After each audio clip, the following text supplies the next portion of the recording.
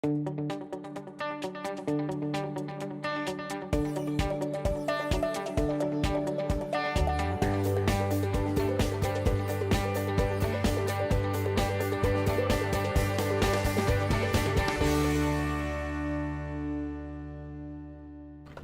this is John Bowen, CEO of CEG Worldwide, and I am very excited to bring you this week's episode of First Word.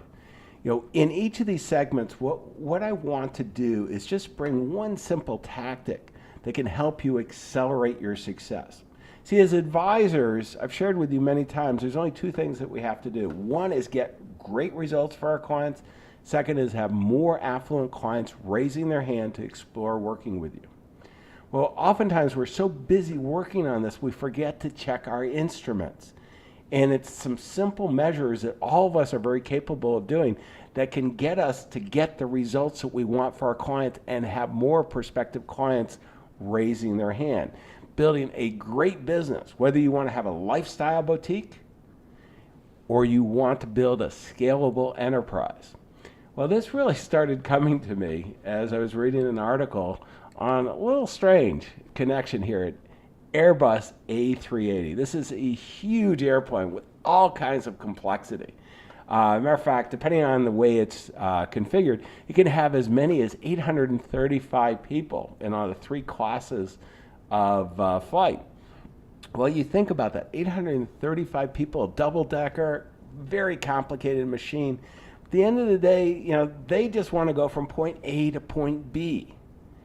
And to do that effectively, what a pilot has to do is really simply look at their instrument panel. Well, look at that instrument panel. Matter of fact, let me blow that up. I mean, all kinds of complexity. And that brings me back to when I was in the Navy. I was a pilot in the Navy in 1979 in basic training, flying in a Korean War plane, basically. It was a T-28 Charlie. I had a 1900 horsepower Pratt Whitney engine. At the time I thought it was fairly complex, but compared to an A380 Airbus, I mean, nothing at all. But at the end of the day, the instruments are pretty much the same. In this article, the pilot's talking about, what is he looking at? The airspeed indicator, the altimeter, the attitude indicator, the turn coordinator, vertical speed indicator, heading indicator. Guess what? It's the same thing on really every airplane, because all we're doing is going from point A to point B. That's what we're looking for. Well, as financial advisors, entrepreneurs, it's so critical that we know what instruments we should look at. So let me share with you what we found to be the most effective. These are 5 great questions that you should ask. These are key drivers of success. We found when we do surveys of affluent clients, we can have a huge predictability of their primary financial advisor's success by the answer of these 5. And it really defines loyalty. Very first, did your client give you additional assets to manage over the past 12 months? Forget about your benchmarking measures. I mean, those are interesting for us as advisors, but the real measure is whether your clients think you're getting the results and they entrust you with additional assets. Second, did your clients provide you with referrals? I mean, think about that. If they trust you and they really think you're delivering a great experience, they're going to want to share your experience with people they care about. Because in today's world, with all the ambiguity going on, people want help making smart decisions about their money. Well, and they would want to share you. Well, are they sharing you with someone else? It's one of the most powerful measures of success. And if so, how many referrals did you receive?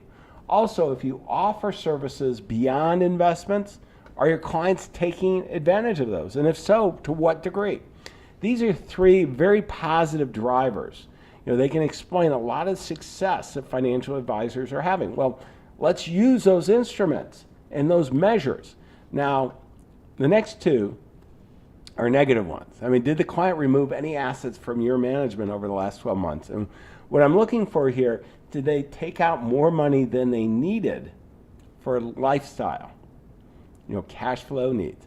If so, how much? Because that's a measure that they're losing confidence and they're placing the money where they have more confidence. The last is, did the client have any inclination to leave you? I got to tell you, the best measure here of that negative is, in the middle of the night, they do an ACAT transfer and move. But what we want to do is we want to look, 3 positive, 2 negatives, and measure on an ongoing basis, minimum once a year, the larger practices, quarterly. How are we doing on these? Because it's going to give you insights in your business so that you can stay focused on getting results for your clients and getting more hands in the air. These are the key drivers to stay focused.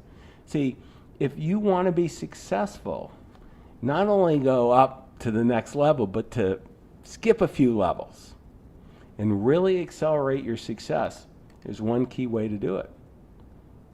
It's to keep your eyes on the instruments, to check where you are now, where you want to go, and make sure you're making progress. And if not, make that adjustment so you can better serve your clients. Serving your clients well allows you to do extremely well. We wish you the best of success. Your clients, your future clients, and your future strategic alliances are counting on you.